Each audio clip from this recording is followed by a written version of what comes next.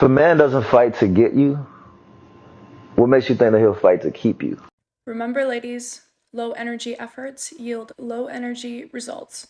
Who you decide to marry has a significant impact on your earning potential later in life.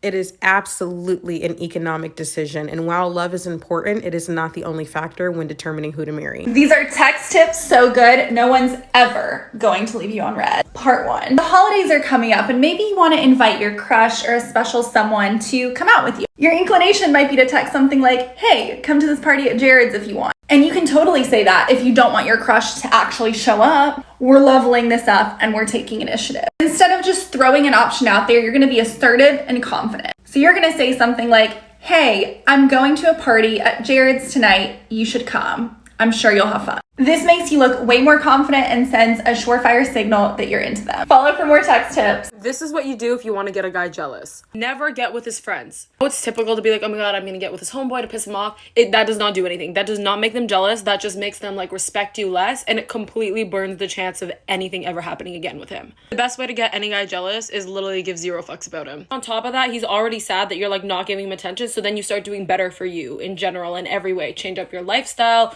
your work, like do what, like upgrade your life every way that you can just in spite of this. Every single guy I've done this to has come back. There's no failing with this. Remember, if you really want to make him jealous, you don't get with his friends.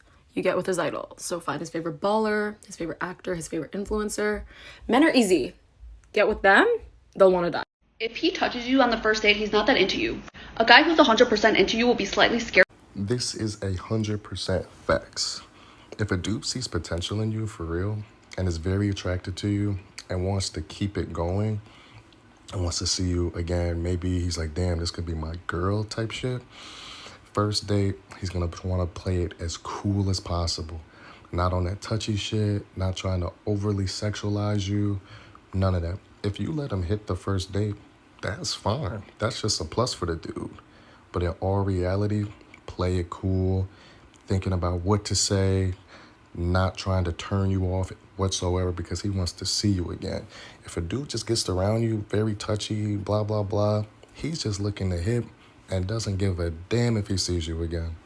That's facts. I get really awkward when people compliment me and I don't know what to say. So here's some funny replies to compliments that aren't like, oh my gosh, thank you, you're so sweet. Normally, if a guy calls me hot, I'll just reply with like, I'm glad you have good taste in women. But I'm gonna give you some for if you're actually trying to flirt back. Okay, so if a guy calls you hot, just be like, so we're in the same league then?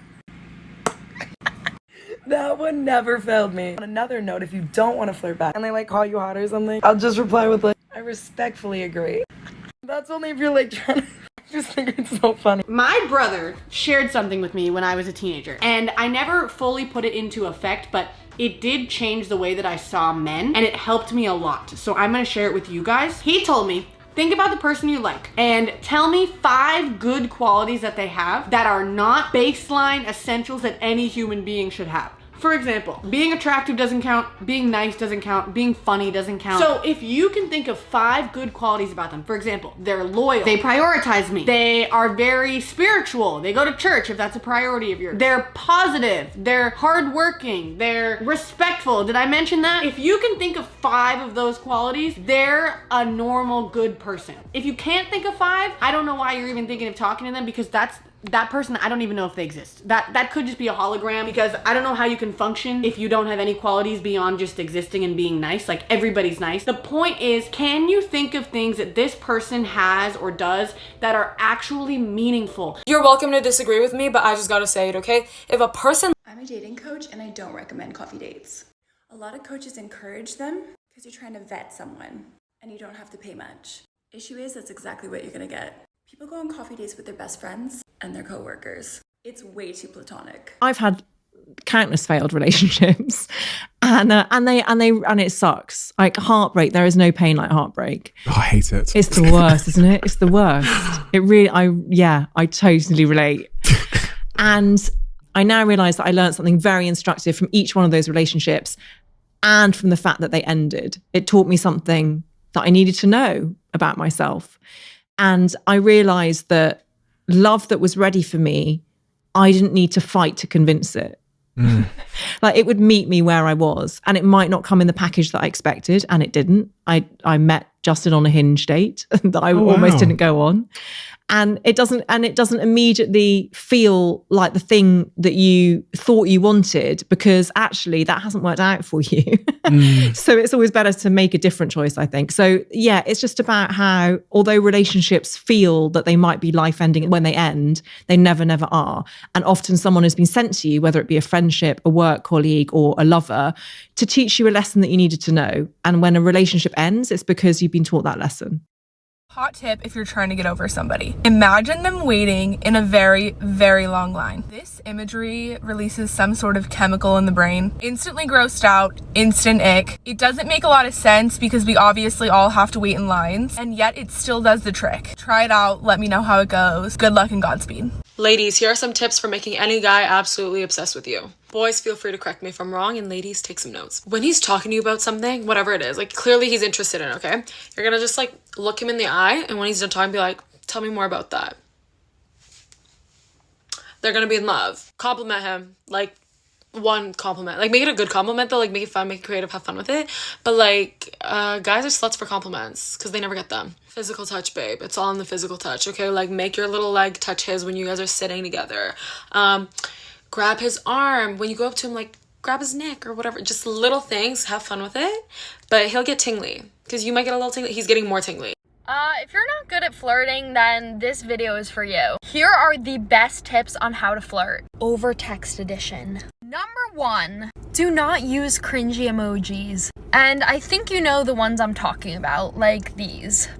The best emoji you can use is probably this one because it's not as flirty as the heart eyes, but it still gets the message across that you're interested. What's even better than emojis is using like the semicolon and parentheses, especially if you want to do the winking one. It's flirty, it's cute, and it's creative. Number 2, do not reply too fast or too slow. You will know the perfect amount of time because you can simply reciprocate what they're doing. If they're answering every 2 hours, do not answer the second they text you back. Number 3, do not ruin the vibe by asking to FaceTime. Now this one's more for the girls. I know so many guys that hate FaceTime. It's nothing personal, they just don't like it. So they might be scared away a little bit if you ask immediately to FaceTime them. Enjoy what you have right now. If you want a part 2 on this, drop a follow. How to stop catching feelings so easily. And if you see this, it's meant for you. Start judging their actions rather than judging their potential. Cut them off as soon as you start seeing red flags instead of making excuses for them, which, let's be real, we both know you're doing. Stop creating fantasies of them in your head. They'll never live up to that, and it's making you more obsessed. Ladies, this is how you know if a guy's just not that interested. Boys, you can correct me if I'm wrong. First of all, ladies, if the fantasies you have in your head and like the scenarios you're making up in your head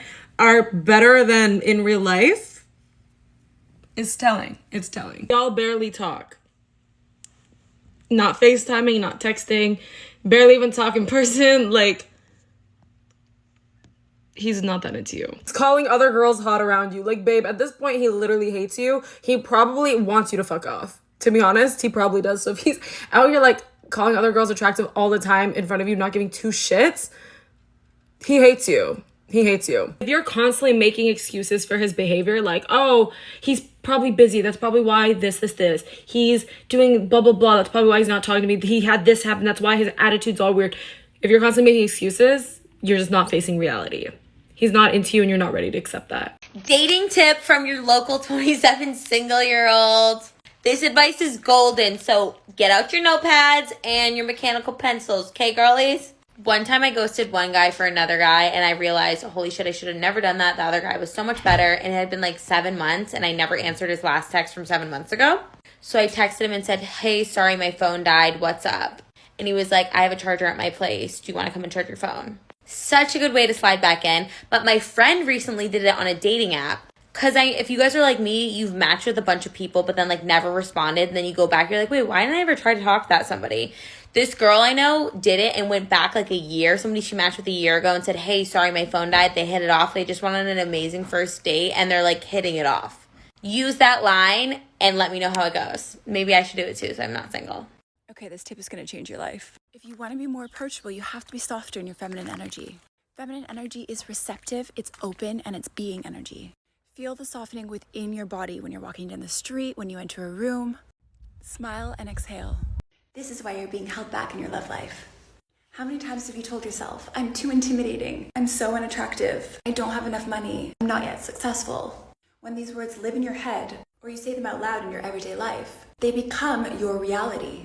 Words are energy and they create what you live in. I know because I used to identify and label myself as intimidating.